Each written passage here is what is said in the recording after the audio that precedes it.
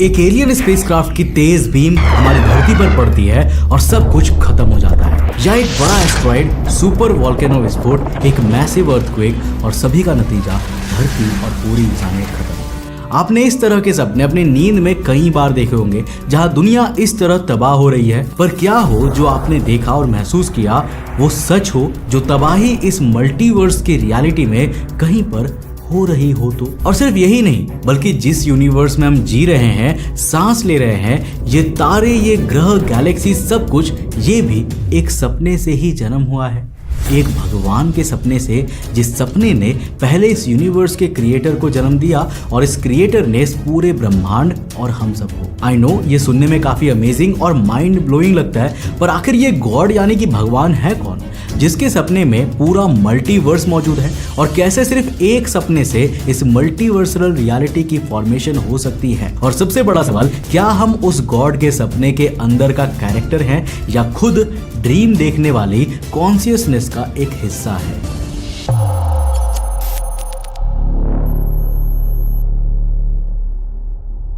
तो ये है ऑब्जर्वेबल यूनिवर्स, करीब 90 बिलियन लाइट ईयर्स में फैला।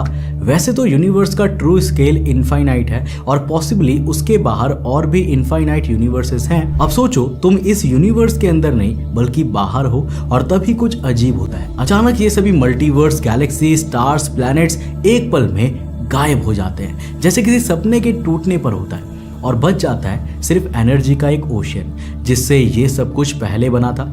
सुनने में अनबिलीवेबल लगता है, बट शायद हमारे यूनिवर्स की सच्चाई यही है। आज हम यूनिवर्स के फॉर्मेशन की एक ऐसी थ्योरी के बारे में जानने वाले हैं जहां बिग बैंग, टाइम, गैलेक्सीज, तुम्हारा बर्थ, तुम्हारा फोन, तुम्हारी मेमोरीज, सब कुछ मिलकर सिर्फ एक कॉस्मिक ड्रीम बन जाते हैं। तो भगवत पुराण में एक समुद्र का जिक्र है, एक अजीब सा व्हाइट ग्रे समुद्र जो प्योर एनर्जी का बना है और स्पेस एंड टाइम की लिमिट से बाहर अनंत तक फैला हुआ है। इसका नाम है क्षीर सागर, और इसके अंदर हर पॉसिबल यूनिवर्स की सारी एनर्जी, इंफॉर्मेशंस, सब कुछ मौजूद है। इसकी एक बूंद में ही कई मल्टीवर्स को जन्म देने की पावर है। इस एनर्जी के ओशन की सरफेस पर जब आप ध्यान से देखोगे तो अचानक कुछ हिलता हुआ दिखाई देता है। एक बहुत बड़ा काला सर्पेंट यानी सांप, जिसका आकार कॉस्मोस लेवल तक फैला हुआ है, और कई डिस्क्रिप्शन के मुताबिक इसका नाम है अनंत शेष, जिसका अंत नहीं यानी अनंत आकार वाला। और ये इस एनर्जी के ओशन में रिप्रेजेंट करता है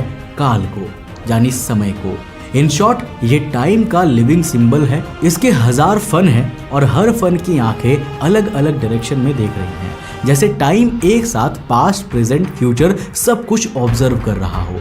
अनंत शेष अपने कॉइल्स को एक ऐसे ट्विस्ट करके रखता है कि ऊपर एक फ्लैट सा प्लेटफॉर्म बन जाता है, और इस प्लेटफॉर्म पर कोई रैंडम देवता नहीं है बल्कि विष्णु भगवान खुद मौजूद होते हैं।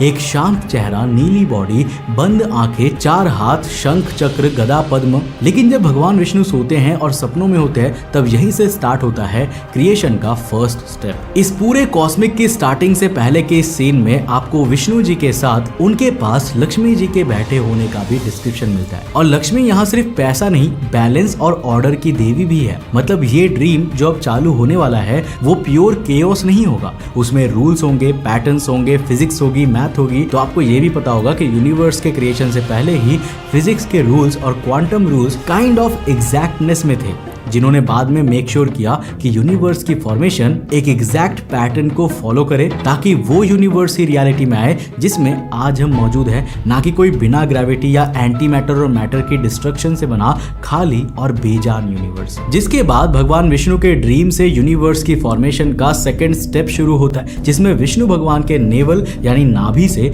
एक गोल्डन लाइट का छोटा सा पॉइंट निकलता है। धीरे धीरे वो पॉइंट एक थिन टाइप फॉर्मेशन में बदलता है, एक लॉन्ग ग्लोइंग फॉर्मेशन जो ऊपर जा रही है। टॉप पर उस फॉर्मेशन के ऊपर एक जायंट लोटस जैसी शेप की क्रिएशन होती है। सही मायने में ये स्ट्रक्चर कोई लोटस फूल नहीं बल्कि एक पूरा थ्रोन है। इसके बीच में बैठते हैं 4 मुख वाले देवता ब्रह्मा। हर चेहरा अलग अलग डायरेक्शन में देख रहा है, जैसे वो हर एंगल से रियलिटी को पढ़ रहे हों। ये मूवमेंट हमारे यूनिवर्स के ऑन बटन जैसा है। नीचे एनर्जी का ओशन रेडी पड़ा है, टाइम का सरपेंट स्टेबल प्लेटफॉर्म बना रहा है। भगवान विष्णु गहरी निद्र मुद्रा में आ चुके हैं और उनके सपनों के अंदर से ब्रह्मा जैसे एक क्रिएटिव माइंड निकला है, जिन्हें हमारी इस मल्टीवर्स रियलिटी का क्रिएटर यानी कि रचयिता कह सकते हैं। ये बिल्कुल वैसा है जैसे तुम गेम इंजन ऑन करते हो और फिर लेवल डिजाइनर उसमें मैप, मिशंस, कैरेक्टर्स सेट करते हैं।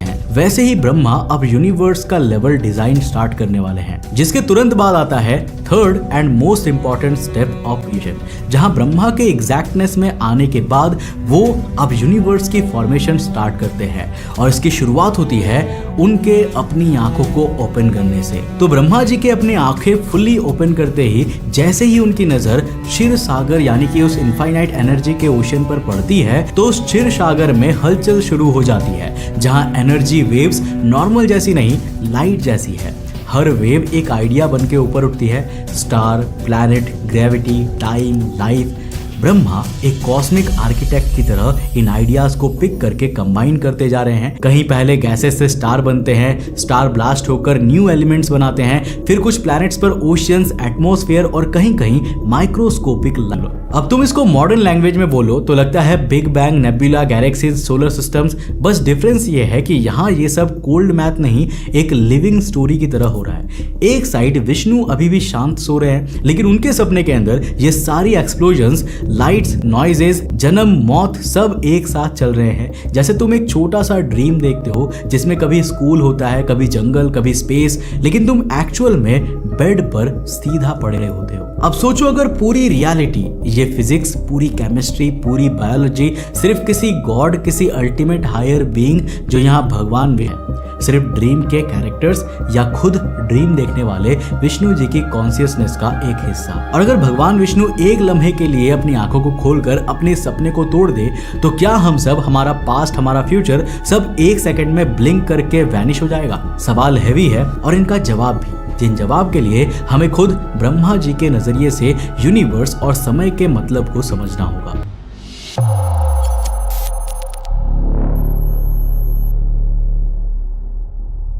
अब टाइम का स्केल देखते हैं, जहां से ये थियरी रियली माइंड ब्लोइंग हो जाती है। तो हिंदू कॉस्मोलॉजी के हिसाब से ब्रह्मा के एक दिन को कल्प कहा जाता है। इस एक दिन में पूरा यूनिवर्स एक्टिव रहता है।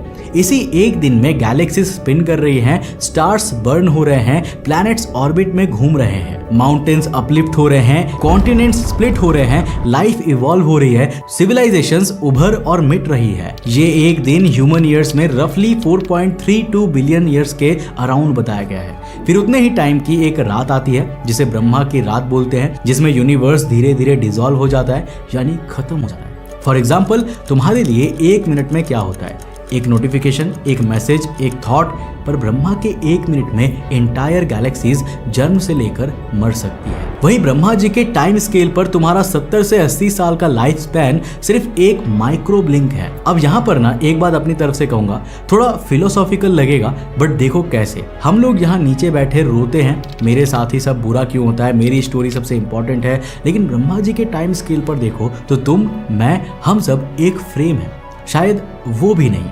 मे बी उनके टाइम स्केल पर एक फ्लिकर, भगवान विष्णु का ड्रीम तुम्हारा ईगो पिक करके पूरे कॉस्मोस के साइड में खड़ा कर देता है, जहां तुम रियलाइज करते हो कि मैं तो इस यूनिवर्स में इतना छोटा हूं कि मेरा मैं सबसे इंपॉर्टेंट हूं वाला एटीट्यूड के इस दुनिया और ब्रह्मांड में कोई मायने ही नहीं है। और सिर्फ इतना ही नहीं, ब्रह्मा जी के इस एक दिन में भी टाइम स्ट्रेट लाइन में नहीं चलता, बल्कि साइकिल्स में घूमता है, जिसे युग सिस्टम कहते हैं, जिनमें से सतयुग, त्रेता युग, द्वापर युग और आखिरी में कलियुग होता है। हर युग का नेचर अलग होता है। सतयुग ब्राइट मॉर्निंग जैसा होता है, जहां क्लैरिटी, ऑनेस्टी, स्टेबिलिटी ज्यादा देखने को मिलती है। त्रेता युग नून यानी दोपहर जैसा, ऐसा टाइम जहां किंगडम, वॉर्स, पॉलिटिक्स होती है और गुड और इविल क्लियरली सेपरेट होने लगते हैं। द्वापर इवनिंग यानी शाम जैसा होता है, जहां सोसाइटी में मोरल कंफ्यूजन्स का दौर होता है। और कलियुग इनमें आखिरी है, जो लेट नाइट ट्रैफिक जैसा है, जहां सोसाइटी में सब इम्पेशेंट, कंफ्यूज्ड, एंग्री, इनसिक्योर। ये कहानी के मुताबिक हम अभी इसी हैवी फेज कलियुग में जी रहे हैं। जहां सबको लगता है कि सब कुछ टूट रहा है, relationships, environment, mental health, systems, और कलियुग का अंत होता है ब्रह्मा जी के दिन के साथ, जिसके बाद आता है प्रलय यानी कि डिस्ट्रक्शन फेज, जब ब्रह्मा जी की रात शुरू होती है और उसी के साथ यूनिवर्स का अंत भी होना शुरू हो जाता है। और इस तरह भी यूनिवर्स का अंत सिर्फ कुछ पलों में नहीं होता, बल्कि इसका पूरा अंत होने में भी ब्रह्मा जी की पूरी रात लगती है। ये एक लॉन्ग स्लो डेथ है। स्टार्स पहले कलर लूज करते हैं, फिर लाइट, प्लैनेट्स का ऑर्बिट अनस्टेबल होता है, कुछ ब्लैक होल्स की डार्कनेस की तरफ खींच लिए जाते हैं, कुछ डीप स्पेस में ड्रिफ्ट कर जाते हैं, प्लैनेट्स के एटमॉस्फेयर खत्म होने लगते हैं, ओशियंस इवेपोरेट हो जाते हैं, और पूरे मल्टीवर्स की रियलिटी इस तरह part by part her particle के साथ वापस एनर्जी में बदलते हुए वापस क्षीर सागर की अनंत एनर्जी में समा जाती है, उन सभी कॉन्शियसनेस के साथ जो कभी उन मल्टीवर्स में मौजूद थे। अब ये यहाँ इस तरह भी कॉन्शियसनेस का वापस एनर्जी में बदलना और अनंत सागर में मिलना काफी इंट्रीगिंग है, जो रीइंकार्नेशन और आत्मा जैसे कॉन्सेप्ट तक जाता है। तो देखो, ब्रह्मा जी के दिन में आंखें खुलने के साथ मल्टीवर्स और रियलिटी के क्रिएशन के बाद रात में आंखें बंद करने पर हर चीज के खत्म होने का ये प्रोसेस ये सिर्फ एक बार नहीं होता, बल्कि ये तो एक सेल्फ रिपीटिंग प्रोसेस है। और ऐसे यूनिवर्स की क्रिएशन और डिस्ट्रक्शन की काउंटलेस साइकिल्स अब तक हो चुकी है और आगे भी चलते रहेंगे। हर बार हर साइकिल में ब्रह्मा जी नए तरह के यूनिवर्स, नए प्लैनेट, स्टार्स और नए लिविंग बीइंग्स बनाते हैं। एंशिएंट टेक्स्ट के मुताबिक तुम्हारा सोल यानी कि आत्मा, वो कॉन्शियसनेस जो आपको आप बनाती है, वो भी यूनिवर्स के खत्म होने और दोबारा रिक्रिएट होने के इस प्रोसेस में इन साइकिल्स के बीच ट्रैवल करता है और हर नए यूनिवर्स नए ऑर्डर के मुताबिक रोल्स चेंज करता रहता है। जिसके बाद हम पहुंचते हैं अपने आखिरी सवाल पर, क्या हम इस यूनिवर्सल रियलिटी के सिर्फ एक कैरेक्टर हैं जो बस इस क्षीर सागर की एनर्जी से बनी है, या फिर हम खुद भी उस अल्टीमेट डिवाइन बीइंग जिसका ये पूरा ड्रीम है, उसकी कॉन्शियसनेस का एक हिस्सा मात्र है?